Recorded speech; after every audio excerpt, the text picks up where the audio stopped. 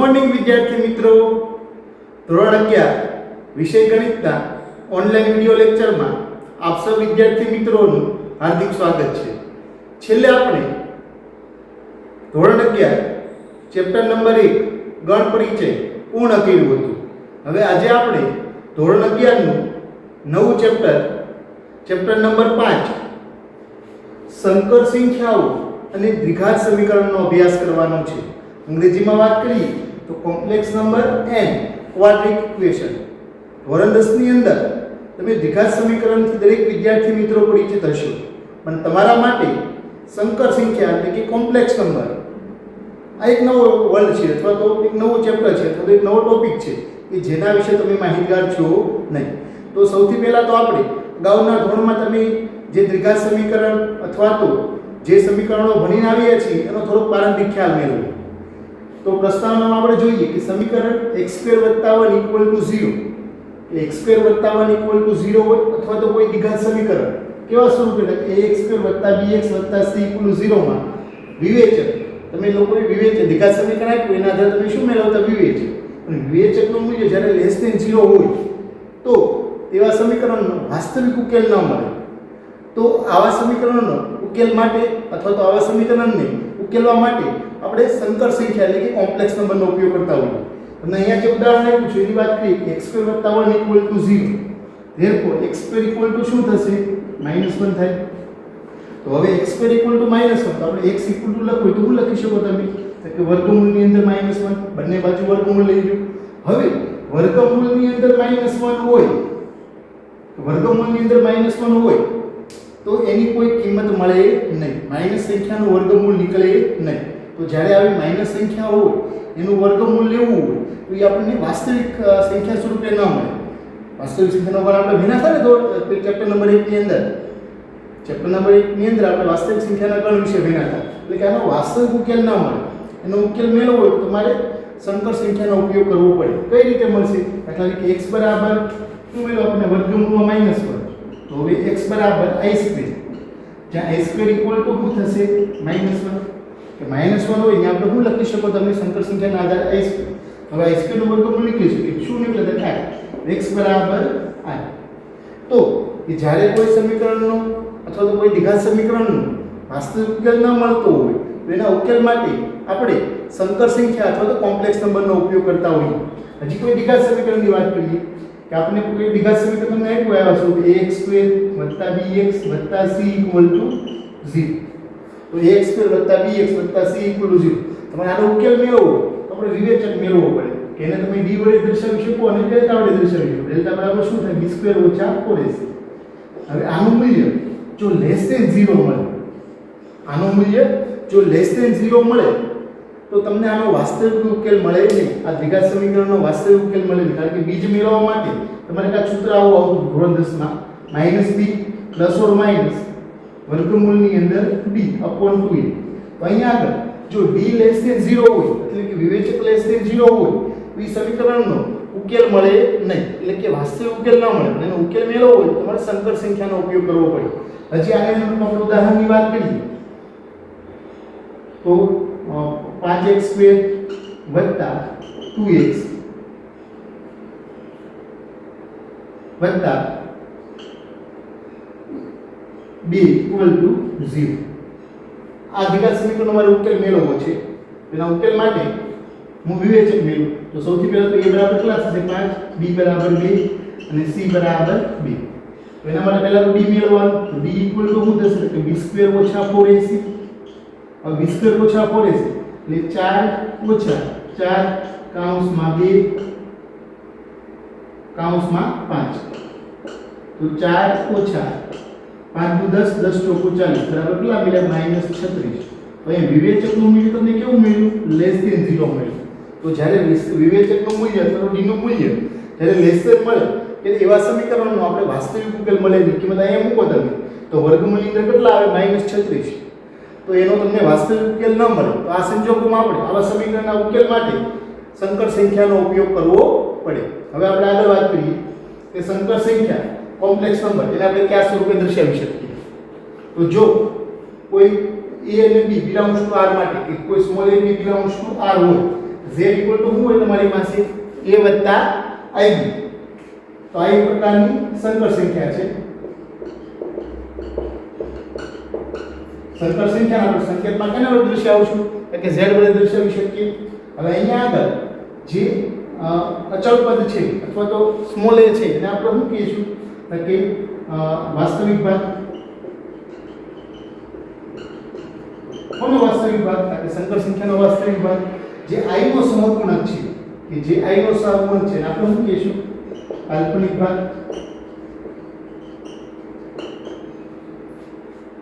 તો અહીંયા આગળ આપણે આને અનુરૂપ બે વાક્ય લખવા હોય તો z નો અહીં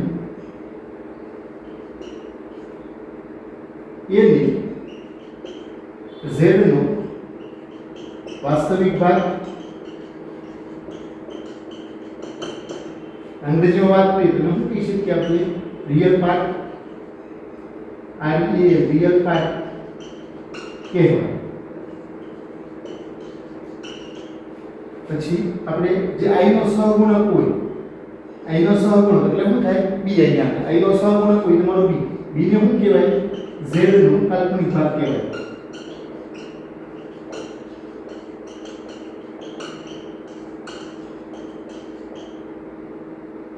અને આપણે સંકેતમાં અંગ્રેજીમાં લખવું હોય તો કાલ્પનિક ભાગને કહેવાય ઇમેજનરી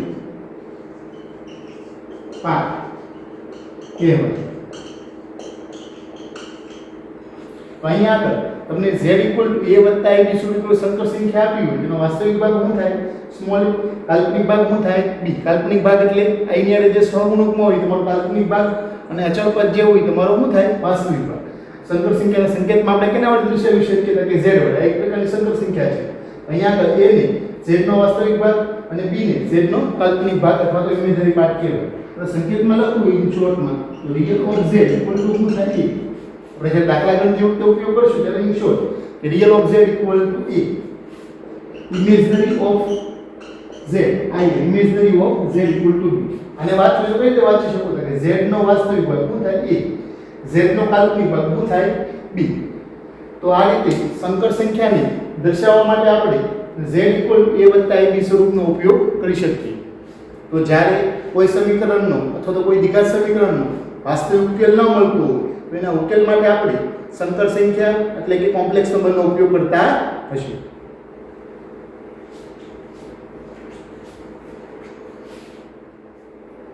એટલે કે જ્યારે આપણે કોઈ તમને સમીકરણ અથવા દ્વિઘાત સમીકરણનો વાસ્તવિક ઉકેલ ન મળે ત્યારે એવા સમીકરણના ઉકેલ માટે આપણે સંકર સંખ્યાનો ઉપયોગ કરી શકાય. હવે આગળ જઈએ આપણે તો તમને સંકર સંખ્યા z ઇક્વલ ટુ a વત્તા ib, અહીંયા આગળ a ને શું કહેવાય z નો વાસ્તવિક ભાગ, b ને શું કહેવાય z નો કાલ્પનિક ભાગ અથવા તો i નો સહગુણક હોય એને z નો કાલ્પનિક ભાગ અને સહગુણક વગરનું અચળ પદ જે હોય એ તમારું શું થાય કે વાસ્તવિક ભાગ. આને બે ત્રણ ઉદાહરણ લઈએ આપણે. z ઇક્વલ ટુ 2 વત્તા 3i હોય, પછી z ઇક્વલ ટુ -2 વત્તા 5i, z ઇક્વલ ટુ -3 ઓછા 2i.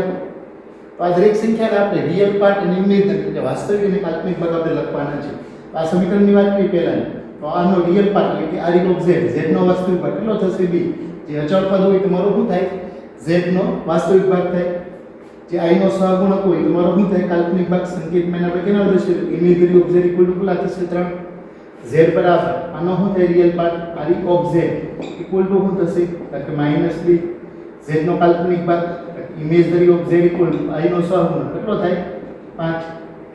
એ જ રીતે નીચે હજી એક સંકર સંખ્યા આપણને આપેલી છે z ઇક્વલ ટુ -3 ઓછા 2i. તો અચળ પદ હોય તમારો શું થાય વાસ્તવિક ભાગ. તો real of z equal to -3 imaginary of z equal to શું થશે કે i નો સહગુણક શું થશે -b. હજી ઉદાહરણ જોઈએ આપણે કે z બરાબર તમને ખાલી i આપ્યું તો આ એક સંકર સંખ્યા છે z ઇક્વલ ટુ i એક સંકર સંખ્યા છે. તો z ઇક્વલ ટુ 1 લખું અથવા 2 લખું તો આ એક સંકર સંખ્યા છે. અહીંયા આગળ કે z ઇક્વલ ટુ i એટલે આપણને કાલ્પનિક ભાગ આપેલો પણ વાસ્તવિક ભાગ આપેલો નથી. આને આપણે લખવું તો r of z real of z equal to શું થશે કે 0, કારણ કે વાસ્તવિક ભાગ છે નહીં, અચળ પદ છે નહીં આપણી પાસે. i નો સહગુણક કાંઈ નહીં હોય તો 1 તો 1, imaginary of z equal to 1. એ જ રીતે આ જે સંખ્યા છે એનો real of z equal to કેટલા થશે 2 અને imaginary of z equal to કેટલા થાય કે 0 કાલ્પનિક ભાગની સંકર સંખ્યામાં. તો આગળ આપણે હવે સંકર સંખ્યાની સમાનતાની વાત કરીએ. સંકર સંખ્યાની સમાનતા, એકથી વધારે સંકર સંખ્યા લઈ અને એ બેની સમાનતા વિશે આપણે અભ્યાસ કરવાનો છે. ધારો કે બે સંકર સંખ્યા લેવી પડશે આપણે. ધારો કે z1, z2 belongs to c. હવે જો c એટલે અહીંયા આગળ શું થશે કે c એટલે કોમ્પ્લેક્સ નંબર. કે આપણે અહીંયા આગળ વાક્ય લખવું તો એવું લખી શકીએ કે અહીં z1 અને z2 સંકર સંખ્યા છે. તો એવું લાંબુ વાક્ય ન લખવું, આપણે શું લખી શકીએ ઇન શોર્ટ? ધારો કે z1 z2 belongs to c. એનો અર્થ શું થાય? z1 અને z2 સંકર સંખ્યાઓ છે. હવે આપણે બે સંકર સંખ્યાના ઘટકો લઈએ. z1 ઇક્વલ ટુ તમારી પાસે સપોઝ a1 વત્તા ib1 અને z2 બરાબર શું લઈએ આપણે? a2 વત્તા ib2. હવે લખીએ આપણે આગળ સંકર સંખ્યાની સમાનતા.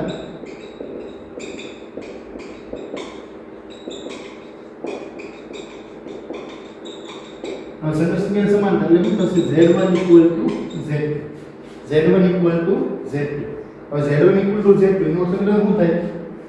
a1 વત્તા ib1 ઇક્વલ ટુ શું થશે? a2 વત્તા ib2. હવે અહીંયા આગળ વાસ્તવિક અને વાસ્તવિક ભાગ બંને સંકર સંખ્યાના સરખાવવાના અને કાલ્પનિક ભાગ આમે શું થશે? કાલ્પનિક ભાગ. તો ધેરફોર a1 ઇક્વલ ટુ શું થઈ જશે? a2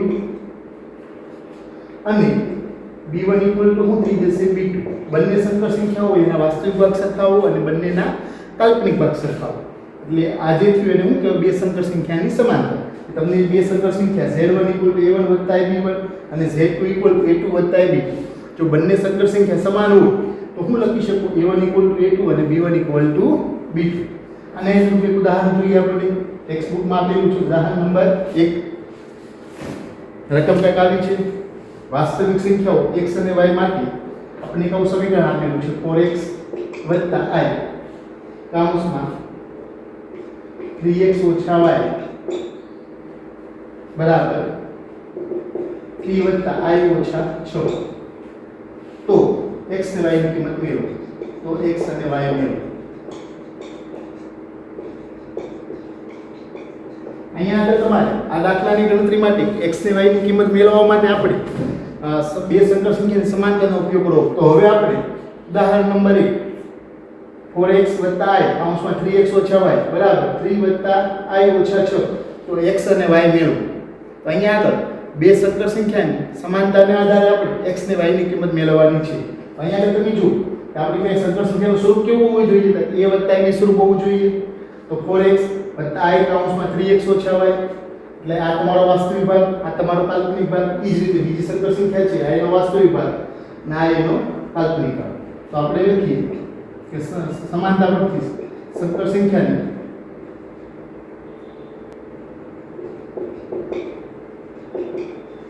સમાનતા પરથી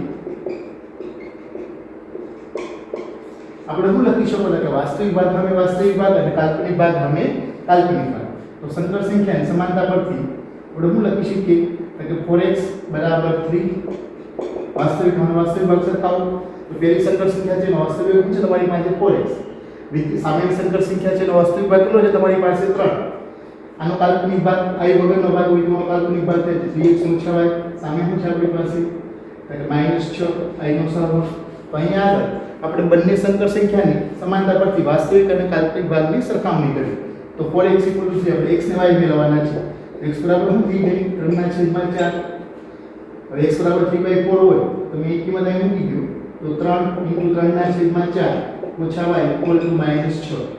ધેરફોર 3 × 9 9/4 ઓછા y = -6. -6 ને બરાબર આ બાજુ લઈ લો તો 9/4 વત્તા 6 = y. તો 6 × 24 24 વત્તા 9 9 વત્તા 24 ના છેદમાં 4 = y. Therefore કેટલા થશે આપણી પાસે 33 ના છેદમાં 4 ઇક્વલ ટુ હોય તો આપણે x ને y મેળવવાના હતા x કેટલા મળ્યા હતા આપણને 3/4 અને y આપણે કેટલા મળશે તમને તો કે 33/4 તો આ રીતે આપણે સંકર સંખ્યાની સમાનતા પરથી સમીકરણોમાં x ને y ની કિંમત મેળવી શકીએ અન્ય દાખલાઓ છે એ આપણે સ્વાધ્યાય વખતે અભ્યાસ કરશું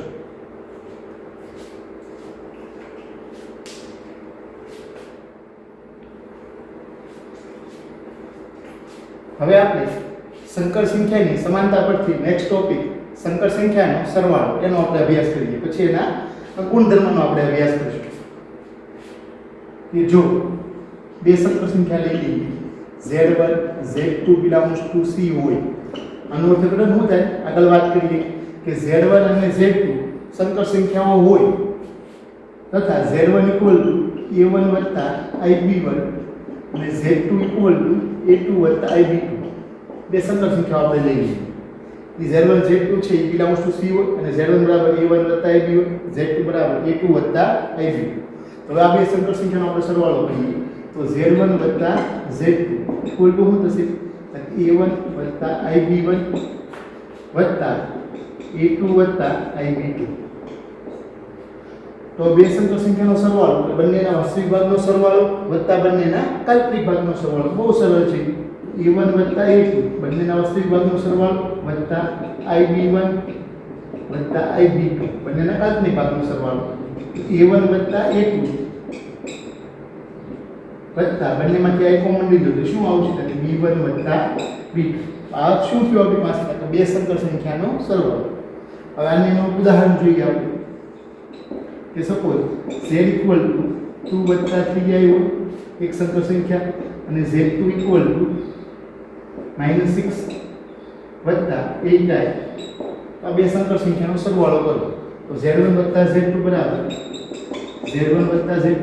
2 3i ઓછા 6 8i બંનેના વાસ્તવિક ભાગનો સરવાળો વત્તા બંનેના કાલ્પનિક ભાગનો સરવાળો તો 2 - 6 વત્તા 3i વત્તા 8 તો 2 - 6 એટલે -4 વત્તા 3i વત્તા 8i એટલે કેટલા થશે 11i આ બે સંકર સંખ્યાનો સરવાળો શું થાય -4 વત્તા 11 અહીંયા આગળ -4 છે એ z1 વત્તા z2 નો વાસ્તવિક ભાગ થશે અને 11 છે એ z1 વત્તા z2 નો કાલ્પનિક ભાગ થશે એટલે કે i નો સહગુણક હોય તમારો કાલ્પનિક ભાગ અને અચળ પદ હોય તમારો શું થાય સંકર સંખ્યાનો વાસ્તવિક ભાગ થાય હવે આપણે સંકર સંખ્યાના સરવાળા માટેના ગુણધર્મનો અભ્યાસ કરીએ તો સંકર સંખ્યાના સરવાળા માટેના ગુણધર્મ કે જો z1 z2 belongs to c હોય હવે પેલો ગુણધર્મ છે સૌરૂપતાનો ગુણધર્મ છે કે જો z1 z2 belongs to c હોય તો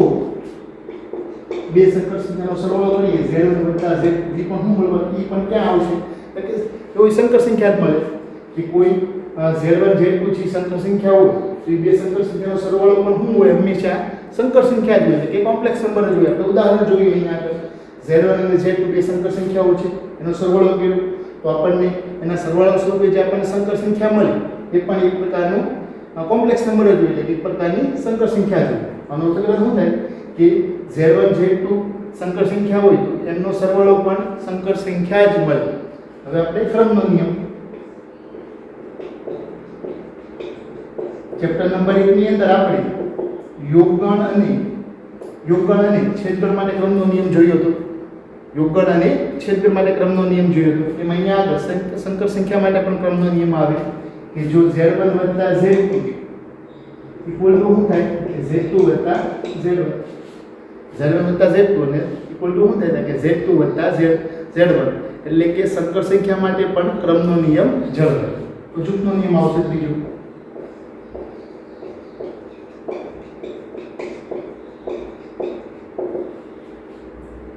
જૂથના નિયમ આપણે ત્રણ સંકર સંખ્યાની જરૂર પડે તો જો z1 z2 અને z3 belongs to c હોય તો એ ત્રણ સંકર સંખ્યા જોશે આપણે જો z1 z2 અને z3 belongs to c હોય તો z1 z2 z3 equal to શું થાય તો કે z1 z2 z3 તો આનો અર્થ શું થાય કે સંકર સંખ્યા માટે જૂથના નિયમનું પાલન થાય છે।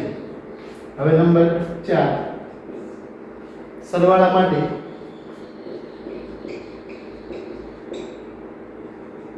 તટસ્થ ઘટકનું અસ્તિત્વ, તટસ્થ ઘટકનું અસ્તિત્વ આપણને ખબર છે કે સરવાળા માટે તટસ્થ ઘટક શું છે? શૂન્ય છે। તો એ જ રીતે આપણે સંકર સંખ્યા માટે પણ તટસ્થ ઘટક શું થાય? શૂન્ય જ થાય। તો અહીં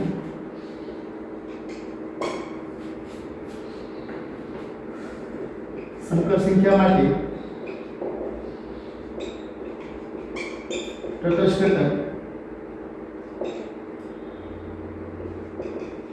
ઘટક શૂન્ય થાય, એટલે કે z + 0 હંમેશા z જ થાય। કે જે રીતે સરવાળા માટે તટસ્થ ઘટક શૂન્ય છે એમ સંકર સંખ્યા માટે પણ તટસ્થ ઘટક શૂન્ય લઈ શકાય। હવે પાંચમું વિરોધી ઘટકનું અસ્તિત્વ।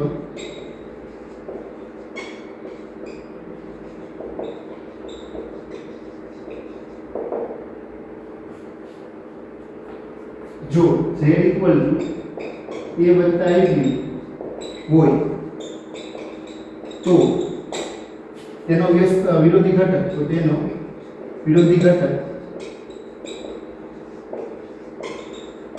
-z = -a - ib થાય।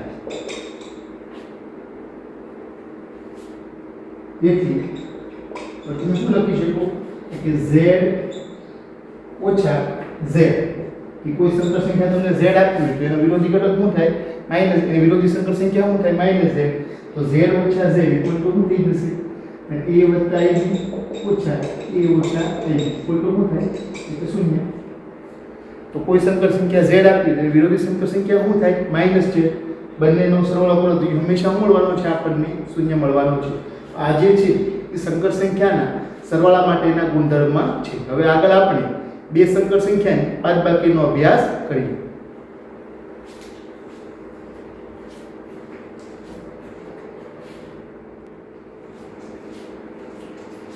વિદ્યાર્થી મિત્રો, હવે આપણે બે સંકર સંખ્યાની બાદબાકી કઈ રીતે કરી શકાય તેનો અભ્યાસ કરીએ। કે જો z1 z2 belongs to c, આમનો અક્ષરક્રમ શું થાય?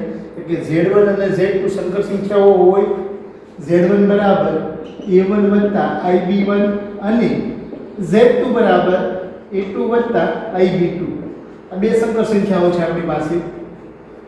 તો હવે બે સંકર સંખ્યાની બાદબાકી અથવા તો તફાવત z1 ઓછા z2 બરાબર a1 વત્તા ib1 ઓછા a2 વત્તા ib2, a1 ઓછા a2 વાસ્તવિક ભાગની બાદબાકી વત્તા ib1 ઓછા ib2 કાલ્પનિક ભાગની બાદબાકી, વાસ્તવિક ભાગની બાદબાકી ઓછા કાલ્પનિક, કારણ કે અહીં બાર માઈનસ છે એટલે અંદર પ્લસ નું શું થઈ જશે? માઈનસ થઈ જશે। a1 ઓછા a2 વત્તા i કૌંસમાં શું થઈ જશે? b1 ઓછા b2। આ બે સંકર સંખ્યાની આપણે બાદબાકી કરી કહેવાય કે જો બે સંકર સંખ્યા હોય તો એની બાદબાકી પણ આપણને એક સંકર સંખ્યા જ મળે। એનું એક ઉદાહરણ જોઈએ આપણે। z1 બરાબર -2 વત્તા 3l અને z2 બરાબર 3 ઓછા 5l। તો આપણે z1 ઓછા z2 મેળવવું છે। તો z1 ઓછા z2 બરાબર -2 વત્તા 3l -2 વત્તા 3l ઓછા 3 ઓછા 5l। આને આપણે કૌંસમાં લઈ લઈએ। -2 વત્તા 3l -3 બાય માઈનસ એટલે તો માઈનસ શું થઈ જશે? પ્લસ। તો -2 વાસ્તવિક ભાગનો સરવાળો અને કાલ્પનિક ભાગનો સરવાળો 3i વત્તા 5i। તો -2 -3 એટલે કેટલા થશે? -5 એટલે તો કેટલા થાય? 8 આવે। તો આપણને બે સંકર સંખ્યાઓ આપેલી હોય તેની બાદબાકી પણ એક સંકર સંખ્યા જ મળે। હવે જે રીતે બે સંકર સંખ્યાના સરવાળાના ગુણધર્મ આવ્યા હતા એમ અહીંયા આગળ બે સંકર સંખ્યાની બાદબાકીના ગુણધર્મ આવતા નથી, કારણ કે બાદબાકી માટે ક્રમનો નિયમ ન જળવાય, બાદબાકી માટે જૂથના નિયમનું પાલન ન થાય. પણ જ્યારે આપણે બે સંકર સંખ્યાનો ગુણાકાર ભણશું તો ગુણાકાર માટે પાછા ગુણધર્મ આવશે. તો હવે આપણે જોઈએ નેક્સ્ટ ટોપિક, બે સંકર સંખ્યાનો ગુણાકાર. તો એના માટે અહીં Z1 Z2 belongs to C હોય, Z1 Z2 belongs to C હોય તો Z1 બરાબર A1 વત્તા IB1 અને Z2 બરાબર A2 વત્તા IB. આપણે આ બે સંકર સંખ્યાનો ગુણાકાર કરવો છે. તો Z1 into Z2 બરાબર A1 વત્તા IB1 A2 વત્તા IB2. હવે આપણે આનું વિસ્તરણ કરવું હોય, અહીંયા આગળ બે પદો છે સરવાળામાં, અહીંયા આગળ આપણી પાસે બે પદો છે A1 વત્તા IB1, અહીંયા આગળ A2 વત્તા IB2. તેનું વિસ્તરણ કરીએ તો આપણને ચાર ઘટકો મળશે. પહેલા ઘટકનો પહેલા ઘટક આડે ગુણાકાર, પહેલા ઘટકનો બીજા ઘટક આડે ગુણાકાર, બીજા ઘટકનો પહેલા ઘટક આડે ગુણાકાર અને બીજા ઘટકનો બીજા ઘટક આડે ગુણાકાર. બહુ સરળ છે. A1 A2 વત્તા I A1 B2 વત્તા I B1 A2 વત્તા I સ્ક્વેર B2. I ગુણ્યા એટલે શું થશે? I square B1 B2. Sorry, અહીંયા તો શું આવશે? B1 B2. અહીંયા આગળ A1 A2 એમનો રહેશે વત્તા I A1 B2 વત્તા I B1 A2. હવે શરૂઆતમાં આપણે સંકર સંખ્યામાં કે I સ્ક્વેર ઇક્વલ ટુ શું લઈ શકીએ આપણે? -1. આપણે x સ્ક્વેર ઇક્વલ ટુ વર્ગમૂળમાં -1. આમાં આપણે ઉકેલ મેળવવો તો -1 ઇક્વલ ટુ શું લેવું પડે તમારે? I square. શરૂઆતમાં આપણે આનો અભ્યાસ કર્યો હતો ચેપ્ટરની શરૂઆતમાં આપણે કે x સ્ક્વેર ઇક્વલ ટુ વર્ગમૂળની અંદર -1 હોય તો -1 ઇક્વલ ટુ શું લઈએ આપણે? I square. એટલે કે કોઈ સંકર સંખ્યા આપી હોય તમારે એનો ઉકેલ મેળવવો હોય, x બરાબર હોય તો એ તમને કયા ફોર્મમાં મળે? કે જ્યારે વાસ્તવિક ઉકેલ કોઈ સમીકરણમાં ન મળતો હોય એનો ઉકેલ મેળવવા માટે આપણે સંકર સંખ્યાનો ઉપયોગ કરી શકીએ. અને સંકર સંખ્યામાં I સ્ક્વેર ઇક્વલ ટુ શું થાય? હંમેશા -1. I સ્ક્વેર ઇક્વલ ટુ શું કહેવાનું આપણે? -1 B1 B2. તો હવે વાસ્તવિક ભાગ આને લઈ લો અને કાલ્પનિક ભાગ I વાળા બંને ભાગ સમીકરણ સાથે લઈ લો, બંને ઘટકો સાથે લઈ લો. A1 A2 ઓછા શું થશે? B1 B2 વત્તા I કૌંસમાં શું થશે? A1 B2 વત્તા B1 A2. તો આજે કયું આ તમારો શું થાય? વાસ્તવિક ભાગ થાય સંકર સંખ્યાનો, આ તમારો શું થાય? કાલ્પનિક ભાગ. તો કોઈ બે સંકર સંખ્યા આપી હોય એનો તમે ગુણાકાર કરો તો એનો જે ગુણાકાર છે એ હંમેશા સંકર સંખ્યા મળે, એટલે કે વાસ્તવિક અને કાલ્પનિક ભાગ સ્વરૂપે આપણને મળે. એનું એક ઉદાહરણ જોઈએ આપણે. Z1 ઇક્વલ ટુ 2 ઓછા 3i હોય અને Z2 બરાબર 5 વત્તા 4i હોય. આપણે Z1 Z2 મેળવવું છે અહીંયા આગળ. તો Z1 into Z2 equal to શું થશે? 2 ઓછા 3i 5 વત્તા 4i. હવે સાદું વિસ્તરણ છે, બહુ સરળ છે. પહેલા ઘટક આડે ગુણાકાર 5 દુ 10 વત્તા 4 દુ 8i ઓછા 5 તેરી 15i ઓછા વત્તા ઓછા 4 તેરી 12 I સ્ક્વેર. 4 તેરી 12 પ્લસ માઇનસ માઇનસ અને I ઇન્ટુ I એટલે શું થઈ જશે? I square. હવે I સ્ક્વેર ઇક્વલ આપણે શું લઈ શકીએ? -1 10 વત્તા હવે જો 8i ઓછા 15i છે કેટલા થઈ? 7i થઈ. 8 માંથી -15 આવી જાય કેટલા વધે? -7i. સિમ્પલ લખતા I સ્ક્વેર ઇક્વલ -1 માઇનસ શું થઈ? પ્લસ 12 થઈ જશે. એનું કારણ તો કોઈ શું લખી શકો? I square equal to -1. અહીંયા આગળ તમે લખી શકો I સ્ક્વેર ઇક્વલ ટુ -1. કારણ લખવું એટલે શું લખી શકો? I નો વર્ગ ઇક્વલ ટુ શું થાય સંકર સંખ્યામાં? -1. અહીંયા આગળ 10 ને 12 કેટલા થશે? 22 ઓછા 7. આ ટાઈપના અન્ય ઉદાહરણ છે જ્યારે આપણે સ્વાધ્યાયમાં દાખલાઓ ભણશું ત્યારે આવશે જ તે. આપણે એક ઉદાહરણ લીધું કે કોઈ બે સંકર સંખ્યા આપી હોય તેનો ગુણાકાર કઈ રીતે થઈ શકે? તો બહુ સરળ છે. બંનેના દરેક ઘટકોનો બે ઘટકનો ગુણાકાર કરો અને એનું વિસ્તરણ કરો એટલે તમને બે સંકર સંખ્યાનો ગુણાકાર છે હંમેશા શું મળે? સંકર સંખ્યા જ મળે. તો હવે બે સંકર સંખ્યાના ગુણાકાર પછી બે સંકર સંખ્યાના ગુણાકારના ગુણધર્મનો અભ્યાસ આપણે નેક્સ્ટ લેક્ચરમાં કરીશું. નમસ્તે.